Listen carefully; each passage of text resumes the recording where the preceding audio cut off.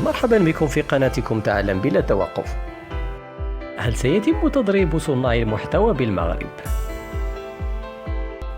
تقدم الفريق الحركي وفريق التقدم والاشتراكية والمجموعة النيابية لحزب العدالة والتنمية بتعديل في قانون المالية لسنة 2023 يهدف إلى تدريب صناع المحتوى من شركتي جوجل ويوتيوب وغيرها، وبررت ذلك بضرورة مساهمة صناع المحتوى في التكاليف العمومية، مشيرة أنهم يحققون مداخل مهمة بنسب مشاهدة عالية.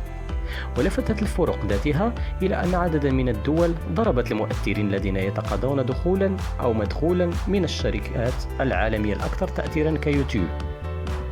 من جهته أكد فوزي القجع الموازي المنتدب لدى وزير الاقتصاد والمالية رفضه لهذا التعديل، معتبرا أن الإيرادات المحصلة من مواقع الإنترنت تعتبر دخلا يجب أن يخضع للضريبة، متعهدا بتضريبها مستقبلا، ولم يحدد بعد موعدا لذلك.